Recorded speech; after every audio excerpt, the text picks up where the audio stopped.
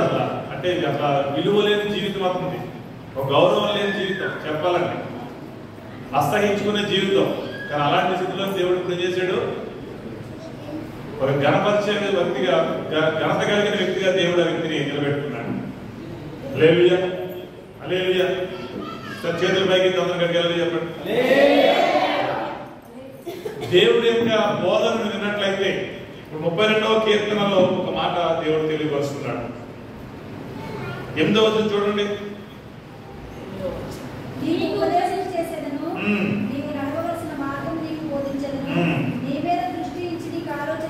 హల్లెలూయా. 32వ కీర్తన 8వ వచనంలో దేవుడి యొక్క మాట ఈ విధముగా ఈ దినమందు మనతో మాట్లాడుతుంది. పరిశుద్ధాత్మ దేవుడు, వాక్యమైన దేవుడు మనతో మాట్లాడుతున్నాడు ఈ విధంగా. నేను నీకు ఉపదేశం చేస్తాను బిడ్డ. దేనికి ఉపదేశం చేస్తాడంటే, ఉపదేశం అంటే ఏంటి? ఆయన మనకి తెలియపరుస్తున్నాడు కొన్ని విషయాలు. దేని కొరకు? మనం నడవవలసిన మార్గాలలో మనము నడిచే విధముగా ఆయన మనకి కొన్ని విషయాలు తెలియపరుస్తాడు. దేవుని యొక్క వాక్యము, వాక్యమైన దేవుడు వాక్యము ద్వారా మనకు ఉపదేశించినప్పుడు, మనకు తెలియపరుస్తున్నప్పుడు ఏ ఉద్దేశంతో తెలియపరుస్తున్నాడంట? ఏదో మీరు వచ్చారు కదా అన్న ఉద్దేశం అని చెప్తాడా? అది కదా. అనాదిలో, ఆదిలో మీరు ఆయన ప్రణాళికలో ఉన్నారు కనుక ఈ సమయంలో ఆయన సన్నిధికి మీరు రాగలిగారు బిడ్డ. ఈ విషయాన్ని స్పష్టంగా మీరు గుర్తుపెట్టుకోండి. నేను నీకు ఉపదేశిస్తా, నేను నీకు తెలియపరుస్తా, నేను తెలియపరిచిన మాటను మీరు విని దాని ప్రకారంగా మీరు నడవండి అని దేవుడు స్పష్టంగా చెబుతున్నాడు. హల్లెలూయా, హల్లెలూయా. నీ మీద దృష్టి ఉంచి నీకు ఆలోచన చెప్తాడంట. అంటే నీకు ఉపదేశించడానికి ఆయన ఎందుకు ఇష్టపడుతున్నాడంట? ఆయన దృష్టి ఎవరి మీద ఉందంట? నీ మీద ఆయన దృష్టి పెట్టాడంట. ఇది గుర్తుపెట్టుకోండి అమ్మా. నీ మీద ఆయన దృష్టి పెట్టాడు. చూసారా? దేవుడి కనుదృష్టి లోకమంతా సంచరిస్తుంది. సంచరిస్తున్న కనుదృష్టి నీ మీద నిలిపి నీకు దేవుడు ఉపదేశిస్తున్నాడు, తెలియపరచడానికి ఇష్టపడుతున్నాడు. ఆయన యొక్క ఏర్పాటును, ఆయన యొక్క ఆలోచనలు, ఆయన యొక్క ఉద్దేశాలను నీకు తెలియపరచడానికి ఆయన ఎంతగానో సంతోషిస్తున్నాడు. కారణం ఏంటి? లేవి గ్రంథంలో ఒక మాట మనకి ఈ విధంగా తెలియపరచబడుతున్నాము. లేవి గ్రంథంలో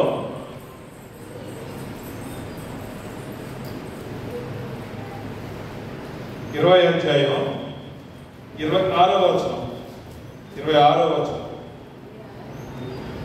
20వ అధ్యాయం 26వ వచనం. మీరు నాకు పరిశుద్ధులై ఉండవని దేవుడు చెప్తున్నాడు మాట. మొట్టమొదటి మాట దేవుడు ఉపదేశిస్తున్నాడు. ఏమని? మీరు నాకు పరిశుద్ధులుగా ఉండాలి బిడ్డ. యెహోవాను నేను పరిశుద్ధుడను కనుక మీరు కూడా పరిశుద్ధులుగా ఉండాలి. మీరు గుర్తుపెట్టుకోండి, రాసుకుని అండర్లైన్ చేసుకోండి, రాసుకుని మనసు ఉంటే కనుక. మీరు నా వారై ఉండినట్లు అన్య జనులలో నుండి మిమ్మల్ని వేరుపరిచితిని. ఆమేన్. దేవుడు మనల్ని వేరుపరిచాడంట, వేరు చేశాడు. ఎక్కడి నుంచి వేరుపరిచాడు మనల్ని? అన్య జనులలో. అంటే అన్య జనులు అంటే అర్థం ఏంటి?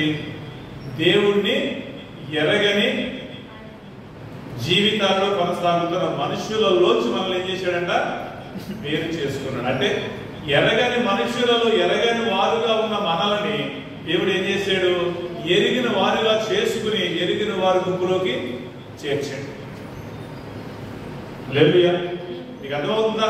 దేవుడు ఉపదేశిస్తున్నాడు. ఎవరికి ఉపదేశిస్తున్నాడు?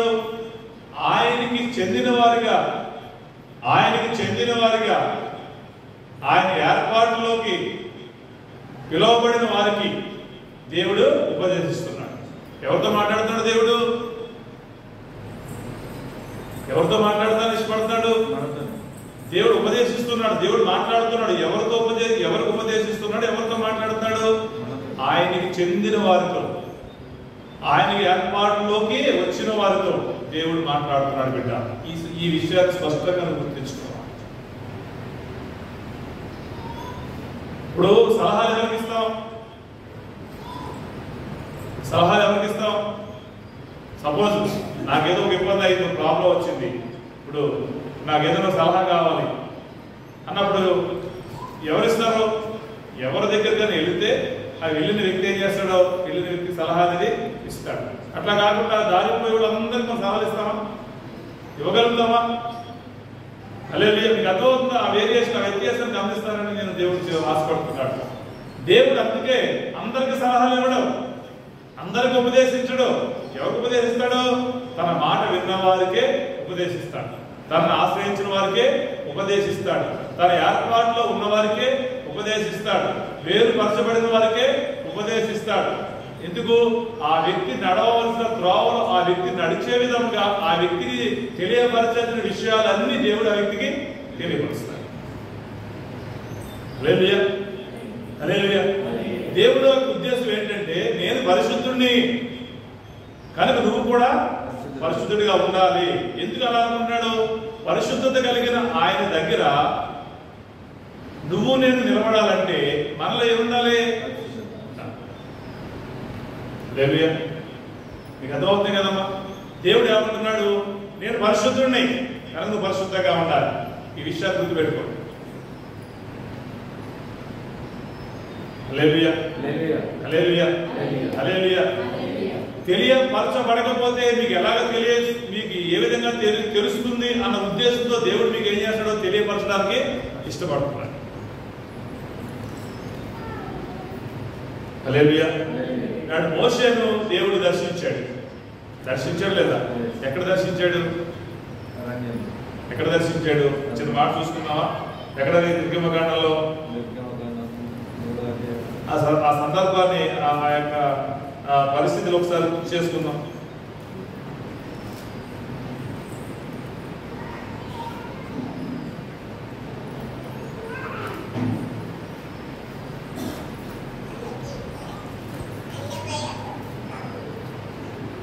మూడవ అధ్యాయంలో నిర్గమకాండంలో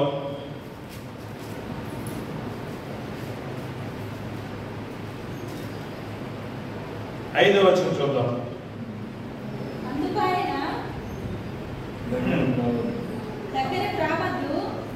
దేవుడు ఒక పొదలో అగ్నితో ప్రత్యక్షమైనప్పుడు, అగ్ని స్వరూపుడుగా ప్రత్యక్షమైనప్పుడు మోషే దాన్ని చూసి ఆ పొద ఎద్దకు, అగ్ని మండుతున్న పొద ఎద్దకు వెళ్దామని అతను ముందుకు వెళ్ళడానికి ఆయన ప్రయత్నించినప్పుడు అక్కడ దేవుడు యొక్క మాట ఆ వ్యక్తితో, మోషేతో ఈ విధంగా మాట్లాడుతుంది. ఏమని? అందుకంతా ఎవరు? దేవుడు, సృష్టికర్త అయిన దేవుడు. హల్లెలూయా. సృష్టికర్త అయిన దేవుడు మోషేతో మాట్లాడుతాడు. ఏమని? హల్లెలూయా, హల్లెలూయా. అందుకు ఆయన ఎవరు? 5వ వచనం చూడండి. అందుకు ఆయన, అందుకంటే ఎవరైనా? సృష్టికర్త అయిన దేవుడు, సృష్టిని సృష్టించిన సృష్టికర్త అయిన యెహోవా దేవుడు ఏంటంట? మోషేతో మాట్లాడుతున్నాడు. ఏమని? దగ్గరికి రావద్దు, నీ పాదముల నుండి నీ చెప్పులు విడువు, నువ్వు నిలిచి ఉన్న స్థలము పరిశుద్ధ ప్రదేశము. ఆ మండుచున్న ఆ పొదను చూసి మోషే ఆ పొద యొద్దకు వెళ్ళాలని ఆశ కలిగి వెళ్ళడానికి ప్రయత్నించినప్పుడు ఆ దేవుడు సృష్టికర్త అయిన, సృష్టిని సృష్టించిన సృష్టికర్త అయిన యెహోవా దేవుడు మోషేతో మాట్లాడుతున్నాడు స్వరముతో. ఏమని? నేను ఉన్న ఈ ప్రాంతము పరిశుద్ధత కలిగినది కనుక నువ్వు ధరించుకున్న ఆ చెప్పులు తీసివేసి నా దగ్గర రాన్నాడు. సాధారణంగా మనం ఏం చేస్తాం? మందిరానికి వెళ్తే ఏం చేస్తాం? హల్లెలూయా. మందిరానికి వెళ్తే ఏం చేస్తాం? చెప్పులు బయట ఇడిచి పెడతామా? లోపల తెచ్చుకుంటామా? ఎంత విలువైన చెప్పులన్నా బయట ఇడిచి పెడతాం. అదే కారణం ఏంటంటే చెప్పులు మందిరంలోనికి రాకూడదు కనుక, చెప్పులు మందిరాన అపరిశుభ్రత చేస్తుంది కనుక ఏం చేస్తాం? చెప్పులని బయట పెడతాం. అంటే మందిరంలోకి వచ్చి దేవుడి దగ్గరికి రావడానికి అపరిశుభ్రత కలగజేసే చెప్పులని ఆ మందిరం బయట విడిచిపెట్టి దేవుడి సన్నిధికి వచ్చి దేవుడిని ఆరాధిస్తాం. అంతేనా? దేవుడిని ఆరాధిస్తాం కదా. అంటే దేవుడు నివసించే ప్రాంతం ఎలాంటిది? పరిశుద్ధ స్థలం, పరిశుద్ధమైనది కనుక అపరిశుద్ధత కలిగిన ఏది కూడా మందిరంలోనికి రావడానికి ఇష్టపడదు. ఈ విషయాన్ని దేవుడు ఎందుకు గుర్తు చేస్తాడంటే, పరిశుద్ధత కలిగిన స్థలంలోనికి మనం వెళ్ళటానికి చాలా జాగ్రత్తగా అక్కడ వెళ్ళే విధంగా మనం వెళ్తాం. హల్లెలూయా. కానీ దేవుడు అంటున్నాడు ఇప్పుడు ఏమని, నీ హృదయము ఎలా ఉండాలంట? హృదయాన్ని ఏ విధంగా ఉండాలని కదా, పరిశుద్ధత కలిగిన మందిరంలోకి వెళ్ళడానికి అపరిశుద్ధత కలగజేసేదాన్ని బయట విడిచిపెట్టి మందిరంలోకి వెళ్ళి దేవుడిని కనపరుస్తాం. కానీ ఇప్పుడు దేవుడు ఏమంటున్నాడు, నీ హృదయం అనే ఆలయంలో నేను నివాసం చేస్తాను కనుక నీ హృదయాన్ని ఎలా ఉంచుకోమని చెప్పాడు? పరిశుద్ధంగా ఉంచుకోమని కదా. ఇప్పుడు దేవుడు నివసించే ప్రాంతం ఎలా ఉండాలి?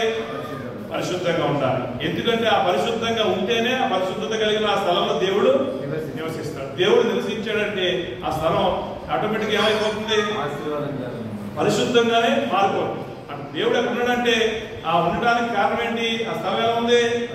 పరిశుద్ధంగా ఉంది కనుక దేవుడు అక్కడ ఉండగలిగాడు. లేకపోతే దేవుడు అక్కడ ఉన్నాడా?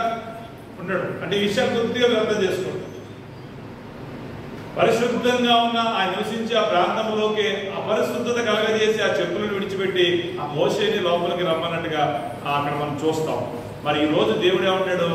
నేను నీతో ఉంటాను, నీతో సంచరిస్తాను, అదేవిధంగా నీలో నేను నివాసం చేస్తాను. హల్లెలూయా. అందుకే దేవుడు ఆ మాట అంటున్నాడు లేవికాండం 20:26 ఏమనంటే, నేను పరిశుద్ధుడిని కనుక నువ్వు కూడా పరిశుద్ధుడు. కారణం ఏంటి? పరిశుద్ధుడునైన నేను నీలో ఉండాలంటే నువ్వు ఎలా ఉండాలి? పరిశుద్ధంగా ఉండాలి. హల్లెలూయా. మీకు అర్థమైంది మాటలు? అర్థమైంది? చేతులు పైకి హల్లెలూయా చెప్పండి. దేవుడు మిమ్మల్ని దీవించును గాక. ఆయనకు సొత్తుగా మనం మార్చబడ్డాం. ఎరగని జనులలోంచి, ఎరగని జీవితంలోంచి ఆయన సొత్తుగా, ఆయన ఎరిగిన వారుగా, ఆయన చెందిన వారిగా మనము విమోచించబడ్డాం. హల్లెలూయా. హల్లెలూయా. మీకు అర్థమవుతాయి మాటలు? కనుక ఎరగని జీవితంలో దేవుడు అంటే తెలియని స్థితిలో మనం ఉన్నప్పుడు ఏం చేస్తాం? దేవుడిని ఆయాసపరిచాం, దేవుడిని అవమానపరిచాం, దేవుడిని దుఃఖపరిచాం, దేవుడి విరోధంగా జీవించాం. తెలియదు మనకు. అప్పుడు తెలియదు. పేతురు గారు రాసిన పత్రికలో మాట ఉంటుంది. పేతురు గారు రాసిన పత్రికలో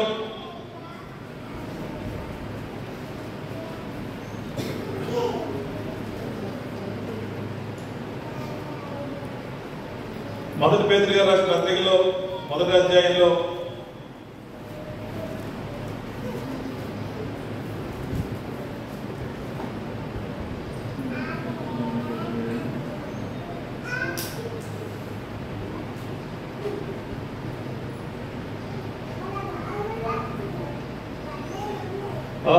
చూడండి. కాగా మీరు విధేయులకు పిల్లలై మీ పూర్వ అజ్ఞాన దశలో మీకుండిన ఆశలు అనుసరించి ప్రవర్తింపక మిమ్మల్ని పిలిచిన వాడు పరిశుద్ధుడై ఉన్న ప్రకారము మీరును సమస్త ప్రవర్తన యందు పరిశుద్ధులైండి. హల్లెలూయా. మీకు అర్థమవుతుంది మాట? సార్ జ్ఞాపకం చేసుకోండి. మీరు విధేయులకు పిల్లలై అని చెప్పి కింద మన మాట్లాడుకోవడం మీ పూర్వ అజ్ఞానపు దశలో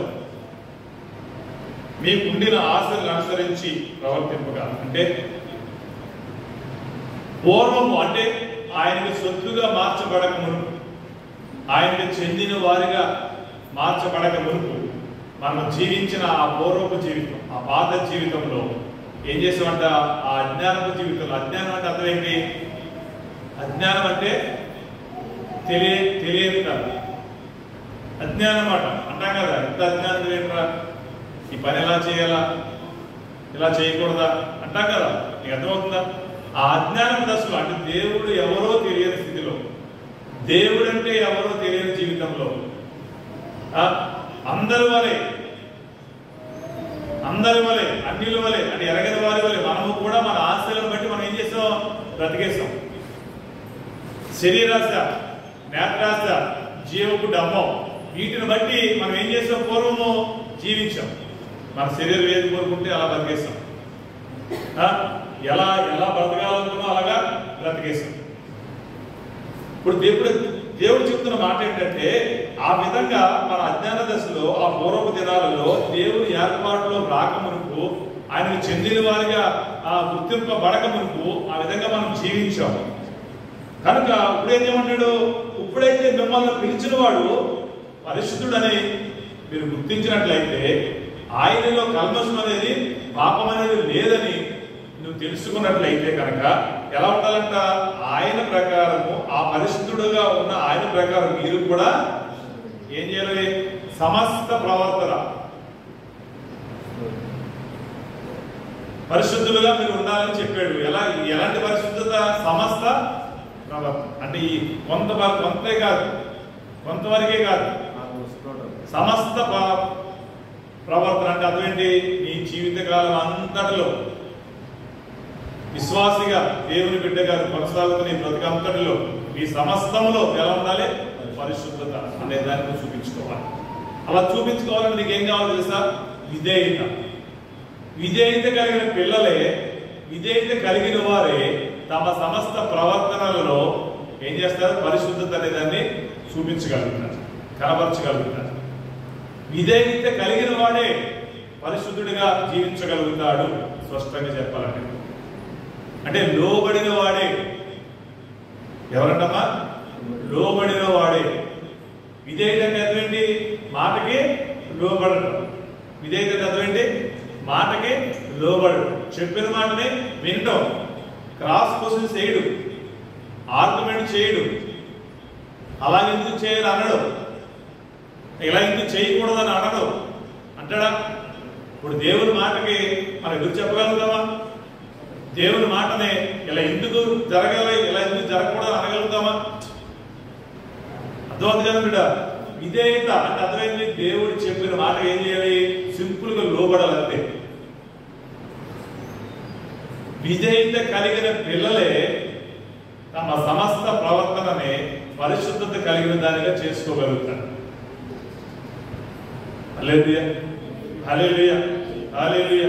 ఈ విషయం గుర్తుపెట్టుకోవాలి. దేవుడు అంటున్నాడు, మీరు నా వారుగా అన్యులలోంచి, లోకములోంచి నా చెందిన వారిగా, నాకు చెందిన వారిగా, నా వారుగా నేను మిమ్మల్ని ఏర్పాటు చేసుకున్నాను బిడ్డ అంటున్నాడు.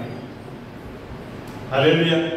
ఏర్పాటు కాకమునుపు జీవించిన జీవితాన్ని మనం ఏం చేయాలి, మర్చిపోవాలి, దాన్ని జ్ఞాపకం చేసుకోకూడదు. అప్పుడున్న ఆశలు, అప్పుడున్న కోరికలు, అప్పుడున్న మనసు, అప్పుడున్న ఇష్టాయిష్టాలు జ్ఞాపకం చేసుకోకూడదు. హల్లెలూయా. నేను జీవించినప్పుడు అంటే విశ్వాసం ఉండి, నా జీవితంలో విశ్వాసం ఉండి బాప్తిజం పొందుకుని నేను బ్రతుకుతున్నప్పుడు, కొనసాగుతున్నప్పుడు, హైదరాబాద్ ప్రాంతంలో ఉన్నప్పుడు చర్చికి వెళ్ళేటువంటి, ఆదివారం మానేవాడు కాదు అసలు. అలాగే సేవకుల్ని సహవాసంలో వెళ్ళేటువంటి, ఎప్పుడు రమ్మంటే వెళ్ళేటువంటి, సహవాసం కొనసాగేటువంటి. కానీ ఏం చేసుకోవడం తెలుసు, సాయంకాలం 5 అయిందంటే ఇంటికాడ ఉంటే టీవీ పెట్టేవాడు. పెట్టి సీరియల్ స్టార్ట్ చేస్తే రాత్రి 10 అయిందా, ఎన్ని అయిందమ్మా, 5 గంటలకి టీవీ ముందు కూర్చుంటే పనే ఉండదు కదా. నాకు ట్రాన్స్పోర్ట్ బిజినెస్ ఉండేది, అంత డ్రైవర్లు ప్లేయర్లో ఫోన్ల మీద నడిపించే పరిస్థితి ఉంది అనమాట. కానీ ఏమైపోయింది, ఈ సమయాన్ని నేను ఏం చేసుకున్నాను, మంచిగా టీవీ పెట్టుకుని, పెద్ద టీవీ కూడా కొని పెట్టుకున్నాను, క్రికెట్ అంటే ఇష్టం కాబట్టి. పెట్టుకున్న తర్వాత ఏమైంది, 5 గంటలకు టీవీ ఆన్ చేస్తే 10 గంటలకే పని చేసుకోండేమో, తలకాయ పొడి వచ్చింది. అయినా చూస్తాం అనుకోండి కాదు, హాఫ్ అన్ అవర్ ఉంటుంది. అది ఎంత ఉంటుంది సీరియల్, అరగంటే మళ్ళీ అదో టెన్షన్, మరుసటి రోజుగా ఆన్ చేసేది. హల్లెలూయా.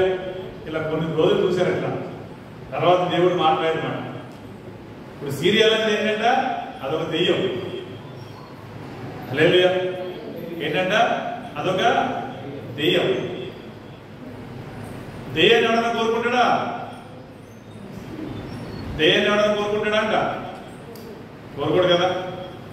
హల్లెలూయా, హల్లెలూయా. ఇప్పుడు కోరుకుంటే మాత్రం నువ్వు కోరుకున్నావు అనుకో, రాకుండా ఉంటుంది అది. హల్లెలూయా. ఎంతమంది సీరియల్ చూస్తారు ఇక్కడ? ఎంతమంది సీరియల్ చూస్తున్నారు? హల్లెలూయా. దేవుడు మిమ్మల్ని దీవించును గాక. దయచేసి ఈ రోజు నుంచి సీరియల్ మానేయండి, మంచిది కదా. సీరియల్ అని బలహీనపరిచేస్తుంది, కుటుంబాన్ని బలహీనపరిచేస్తుంది, ఆలోచన ఆలోచనలనే బలహీనపరిచేస్తాడు. సీరియల్ అంతా కూడా తొమ్మిదిలాడుకుంటే ఆలోచనలన్నీ డైరెక్ట్ గా ప్రయోగిస్తారు అక్కడ. హల్లెలూయా హల్లెలూయా. కనుక వద్దన్నది మనకి కానిది అవసరం లేని దాన్ని మనం ఏం చేయాలి? వదిలేసుకోవాలి కదా. ఆ సమయం నీకు ఉంటే కనుక ఏం చేయాలి? వాక్యం చదువుకోవచ్చు. ఆ చదవటం రాకపోతే ఏం చేయాలి? ఆఖరికి దేవుడి పాటలన్నా వినొచ్చు. పాటలు వినే పరిస్థితి లేవనుకో ఆఖరికి నోటు ద్వారా దేవుడన్నా స్తుతించుకోవచ్చు. హల్లెలూయా. దేవుడు అంటున్నాడు పూర్వ 14 దశలో మనకు తెలియని జీవితంలో, తెలియని తనంలో, ఎరగని జీవితంలో ఎదుగుదల లేనప్పుడు ఏం చేసాం? దేవుడిని ఆయాసపరచాం, దేవుణ్ణి ఆయాసపరచాం, దేవుణ్ణి అవమానించాం, మనకు నచ్చినట్టుగా బ్రతికేసాం. కానీ ఎప్పుడైతే దేవుడు మనల్ని పిలుచుకుని మన జీవితాలు మన కన్నులు తెరిచాడో, మన కన్నులు తెరవబడ్డాయో అప్పుడు ఏం చేసాం? దేవుడికి నచ్చిందని మనం ఏం చేసాం? వదిలేయటం మొదలుపెట్టాం. హల్లెలూయా.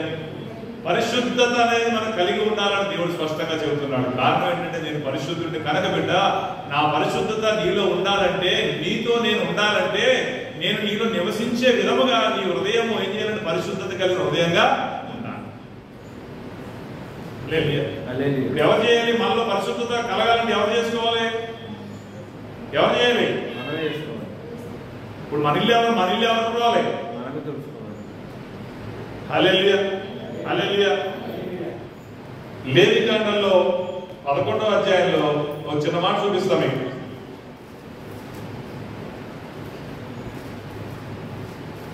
పదకొండవ అధ్యాయంలో 44వ వచనం. లేవికాండం 11.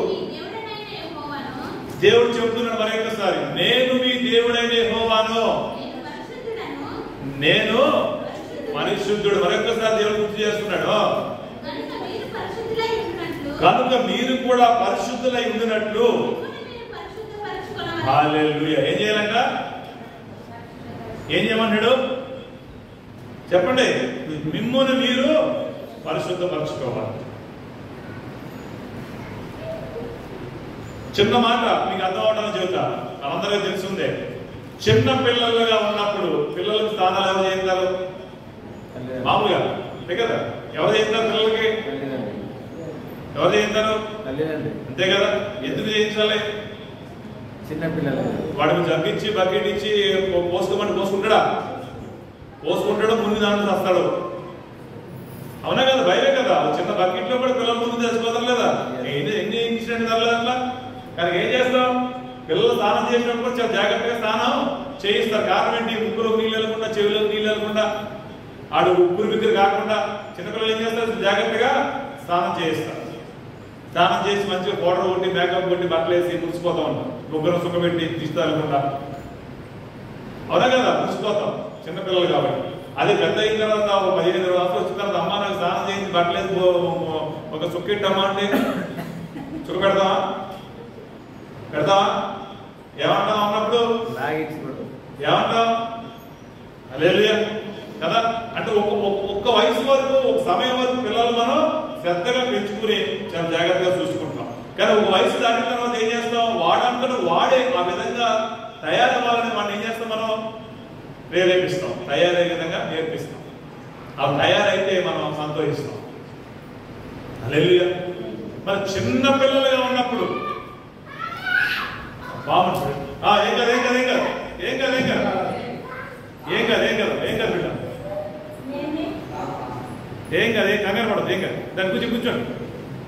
హల్లెలూయా. అమ్మా కూర్చోండి. మీరు ఇట్రండి, మీరు ఇట్రండి.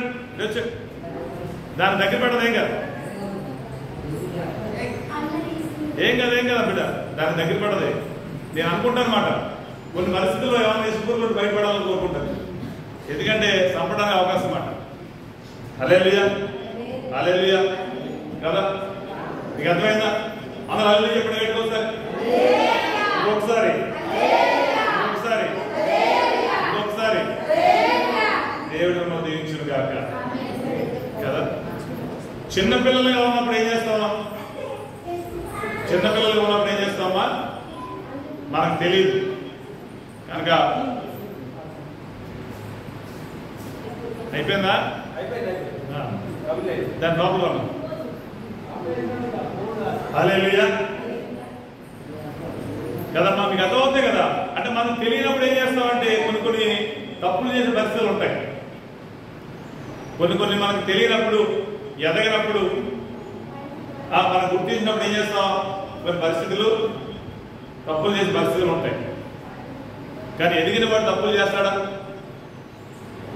ఎదిగిన వాడు తప్పు చేయొచ్చా? మీకు అర్థమవుతుందమ్మా? దయచేసి నేను పరిశుద్ధుడిని కనుక మీరు కూడా పరిశుద్ధుడిగా ఉండాలి. మిమ్మల్ని మీరు, అక్కడ చెప్తున్న మాట ఏంటంట, మిమ్మల్ని మీరు పరిశుద్ధపరచుకోవాలను. ఇప్పుడు మన జీవితాన్ని ఎవరు పరిశుద్ధపరచాలి? హల్లెలూయా. అందరూ చూడండి, చేతులు పైకి గట్టిగా చెప్పండి. దేవుడికి మహిమ కలుగును గాక.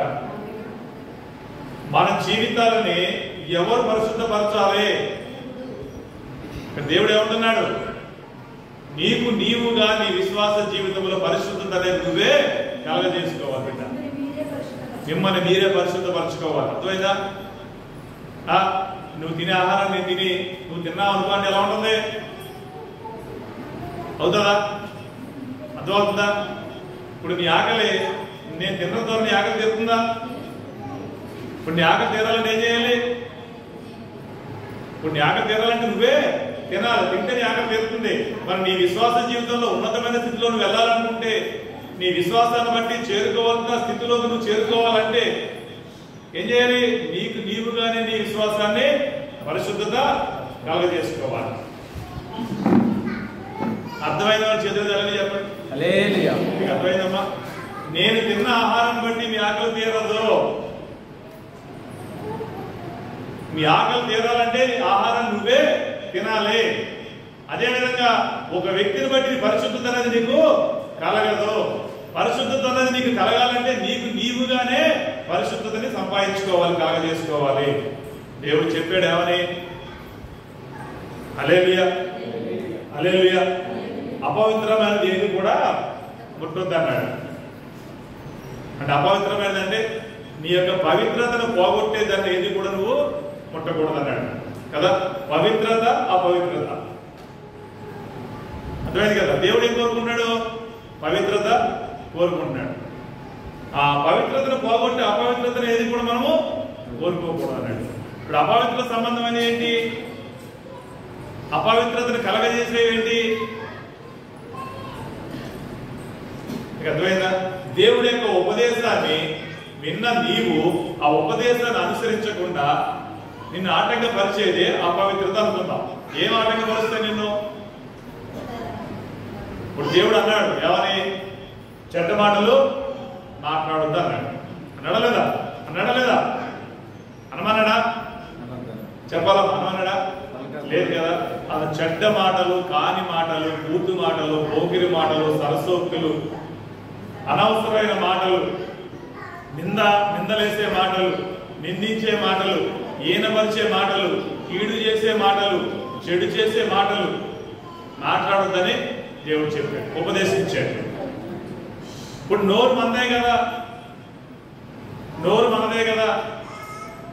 కానీ మాట్లాడుతాను అని మనం మాట్లాడకూడదు, మాట్లాడవద్దు అన్న దాన్ని నువ్వు మాట్లాడేసావు అనుకో, ఇప్పుడు నీ విశ్వాసంలో నువ్వేం తెచ్చుకున్నావు? నీ పవిత్రమైన నీ విశ్వాసాన్ని ఏం కలగజేసుకున్నావు? అపవిత్రత కలగజేసేసుకున్నావు. హల్లెలూయా. నేను పరిశుద్ధుడిని, మీరు పరిశుద్ధులుగా ఉండాలి. అలా ఉండాలంటే ఆ పరిశుద్ధత నీకు నీవే కలగజేసుకోవాలి. ఇప్పుడు మరి మాట్లాడకూడదని దేవుడు చెప్పాడు.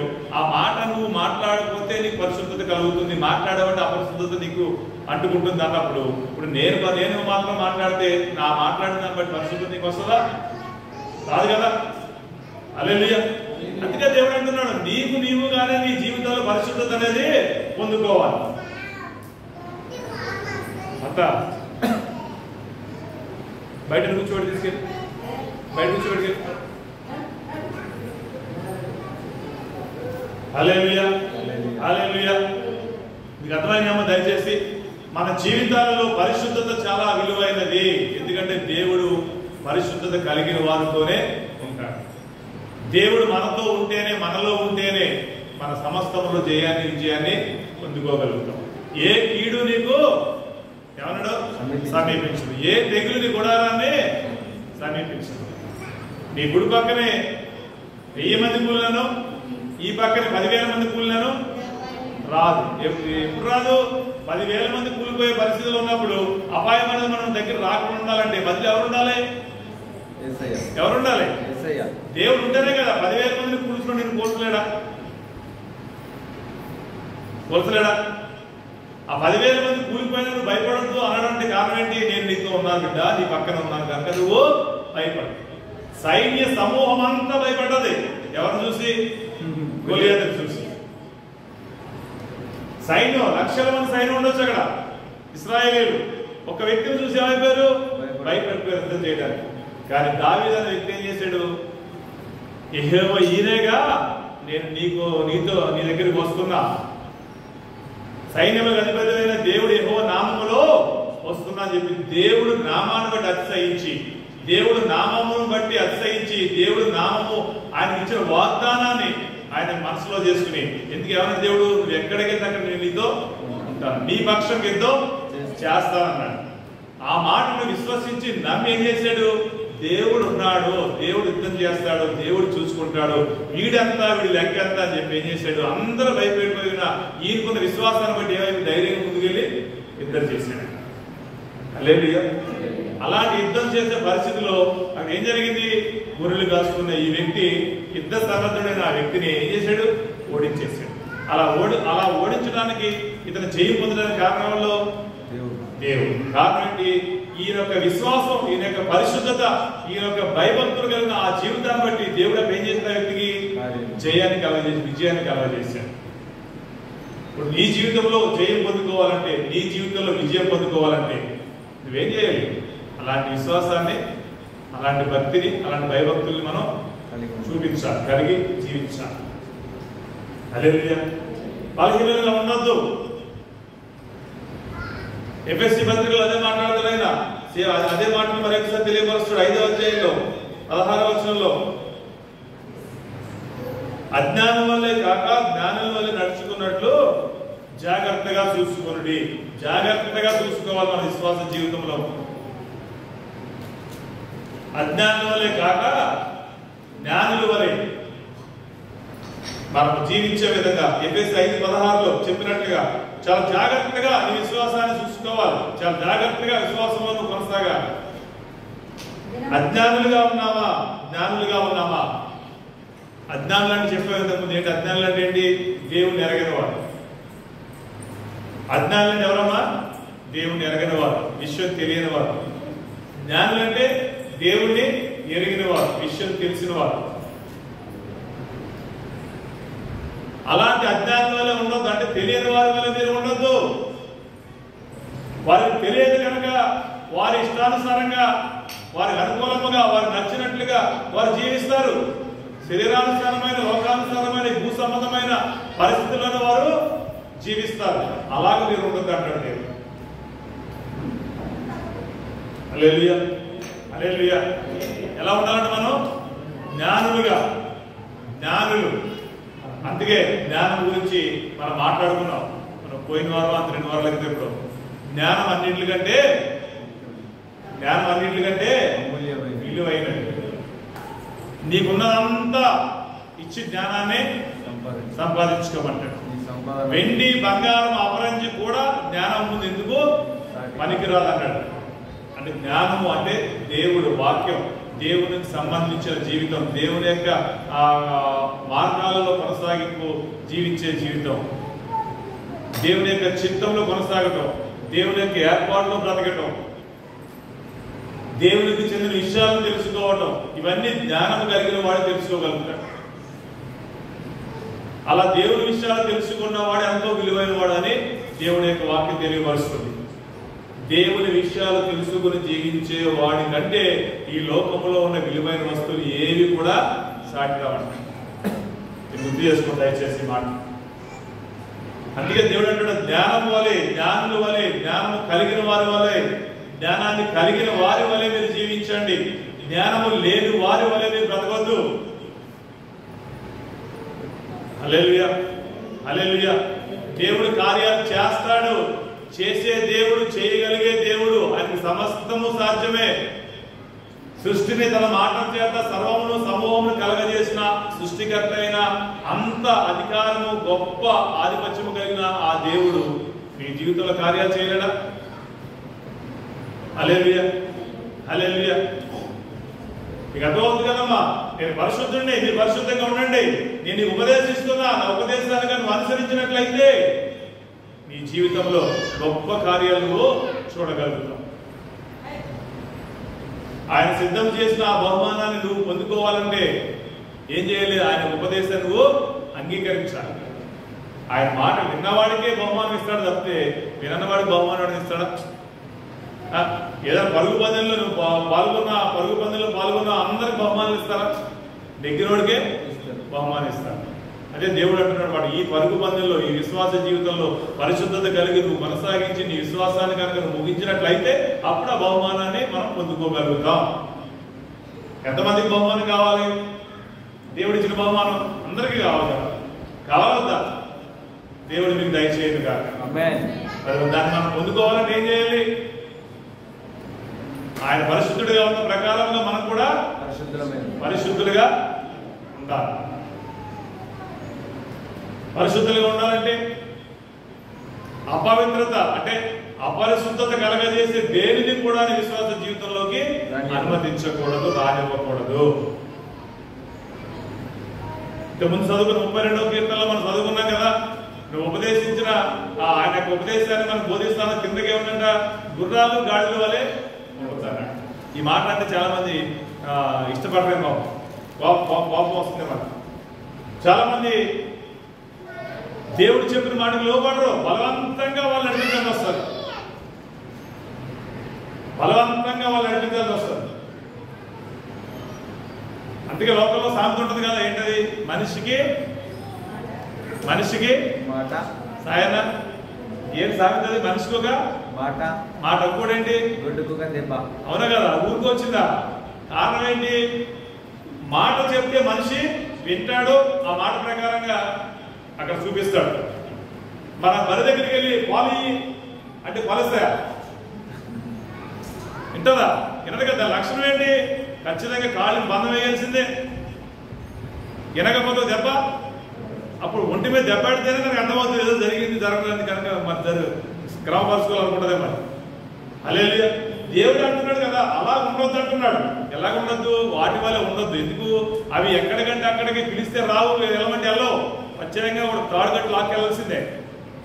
అలా మనం ఉండొద్దంట. ఎవరో దేవుని బిడ్డలుగా, జ్ఞానులుగా ఎంచబడిన వారు, జ్ఞానము కలిగిన వారు ఆ విధంగా ఉండకూడదు. దేవుని మాటకి సింపుల్ గా విధేయత చూపించాలంటే, దేవునికి లోబడాలంతే బిడ్డ. లోబడిన వారే ఆయన ఎంతగానో.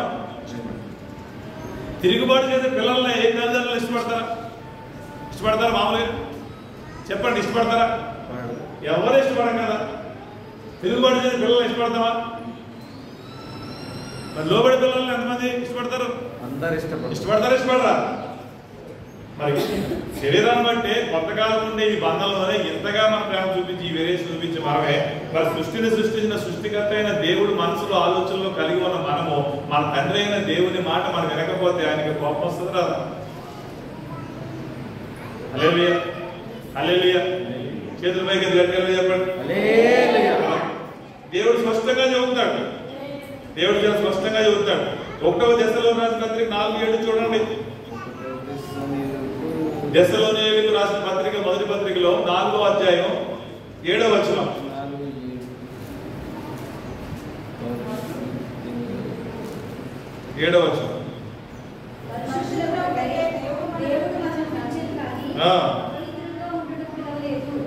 మీకు అర్థమైందమ్మా?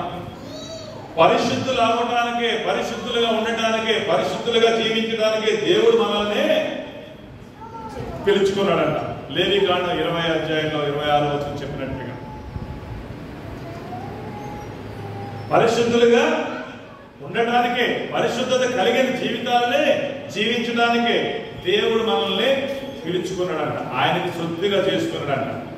దాని కొరకే మన కొరకు మరణించాడంట. దాని కొరకే రక్తం కార్చాడంట. ఆ శాపంలోంచి పాపంలోంచి మనం విడిపించాడంట. మరణాన్ని తీసేశాడంట. దాని కొరకే. దేనికి మరణాన్ని తీసేశాడు? పరిశుద్ధులుగా ఉండటానికి. అంటే అర్థం ఏంటి? ఆయనకి నివసించే నివాసముగా మనం ఉండటానికే దేవుడు మన కొరకు ప్రాణం పెట్టాడు. హల్లెలూయా. ఆయన నీలో ఉంటూ నీతో సంచరించి జీవించాలని ఆశ కలిగే నీ కొరకు ఆయన ప్రాణం పెట్టాడు. మరి ఆయన అంతగా ప్రాణం పెట్టి ఆ మరణం నుంచి విడిపించి నీలో ఉంటూ నీతో నివసించి నీ ద్వారా ఈ సంచరించాలని అనుకుంటాడు ఆయన. మరి ఆయన ఆశ నెరవేర్చాలా వద్దా? దేవుడు ఆశ నెరవేర్చాలా వద్దా? దేవుడు నీలో ఉంటే నీతో ఉంటే మంచిదా చెడ్డదా? మంచిదా చెడ్డదా? ఎంతమంది దేవుడు మనతో ఉండాలనుకుంటున్నారు? కనుక నువ్వేం చేయాలి? నీ విశ్వాసాన్ని, పరిశుద్ధతని కలగజేసు. నీలో ఉండాలని ఎంతమంది అనుకుంటున్నావు? మనలో ఉండాలని ఎంతమంది అనుకుంటున్నావు? అందరికి ఆశ దేవుడు మనలో ఉండాలని. మీరు ఎరగరా? దేవుని ఆలయము మీరని మీరు ఎరగరా? ఆ ఆలయంలో ఆయన ఉంటూ నీతో ఉండాలని ఇష్టపడుతున్న ఆయన్ని మరి ఆ విశ్వాసాన్ని నువ్వు తెలుసుకున్నప్పుడు, నీకు తెలిసినప్పుడు, ఆ మాట నీకు బోధించినప్పుడు, ఆ మాట నీకు ఉపదేశించినప్పుడు, నేను నీతో ఉంటాను బిడ్డ, నీతో సంచరిస్తాను బిడ్డ, నీలో నివాసం చేస్తాను బిడ్డ, కనుక నేను పరిశుద్ధుడు కనుక నీలో ఉన్న నేను పరిశుద్ధత కలిగి ఉన్నాను కనుక అలాంటి పరిశుద్ధత కలిగిన నేను నీలో ఉన్నందుకు, నీలో ఉంటున్నందుకు, నీతో సంచరిస్తున్నందుకు అపరిశుద్ధత ఏది నీలోకి తీసుకురాకూడదని దేవుడు చెప్పాడు. అలా తీసుకురాకుండా చాలా జాగ్రత్తగా విశ్వాసాన్ని చూసుకో. హల్లెలూయా. దేవుడు చూడు, దేవుడు స్పష్టంగా అంటున్నాడు, నీకు నీవుగానే నీ విశ్వాసాన్ని పరిశుద్ధత కలగజేసుకో, అప్పుడు నేను నీలో వచ్చి ఉంటా, నీతో ఉంటా అన్నాడు. హల్లెలూయా. హల్లెలూయా. హల్లెలూయా. దేవుడు నాలో ఉండాలి అని మన ఆశ మనలో నెరవేర్చబడాలంటే మన విశ్వాసంలో పరిశుద్ధత చాలా జాగ్రత్తగా మనం కలగజేసుకోవాలి. చాలా జాగ్రత్తగా జీవించాలి. అజ్ఞానుల వల్లే కాకుండా జ్ఞానుల వల్ల చాలా జాగ్రత్తగా మన విశ్వాసంలో బ్రతకాలి. ఏదంటే అది చేయకూడదు, ఎలాంటి మాట్లాడకూడదు. మనకు నచ్చినప్పుడు మందిరానికి వెళ్ళడం కాదు, మనకు తోసినప్పుడు మందిరానికి వెళ్ళడం కాదు. దేవుడు అంటే భయం ఉంటే, దేవుడు అంటే విలువ ఉంటే, దేవుడి యొక్క ఉపదేశాన్ని విశ్వసిస్తే విశ్రాంతి దినాన్ని ఖచ్చితంగా నువ్వు పాటించాలి. అంతే. దేవుడిని విశ్వసిస్తే, దేవుడు అంటే భయం ఉంటే, ఆయన ఉపదేశానికి నువ్వు విలువిస్తే, ఆయన యొక్క బోధకి నువ్వు చెవి ఎత్తితే, ఆయన చెప్పిన మాటను ఖచ్చితంగా నువ్వు నెరవేర్చాలి. నీ మాట నెరవేర్చుకోవడం కాదు, మన మాట నెరవేర్చుకోవడం కాదు, దేవుని మాట మనలో మన ద్వారా నెరవేర్చబడాలి. అందుకే 1 దశలోనిలో ఏం మాట్లాడారా? 4:7 వచనంలో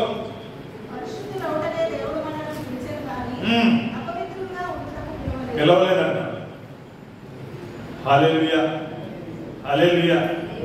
దేవుడి యొక్క పిలుపుని మరొకసారి నువ్వు తెలుసుకున్న ఈ రీతిలో, ఈ సమయంలో, ఇక ముందు జీవించే జీవిత కాలంలో నువ్వు ఎలా ఉండాలి?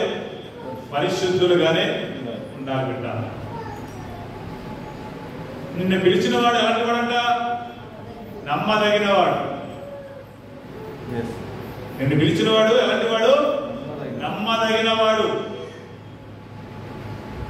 హల్లెలూయా. హల్లెలూయా. హల్లెలూయా. తల్లి ఆయనే, తండ్రి ఆయనే, తల్లి ఆయనే, తండ్రి ఆయనే, లాలించును పాలించును, లాలించును పాలించును. ఎవరు నిన్ను చేయి విడచినా యేసు చేయి విడువడు. ఎవరు నిన్ను చేయి విడచినా యేసు చేయి విడువడు. చేయి విడువడు, చేయి విడువడు, చేయి విడువడు.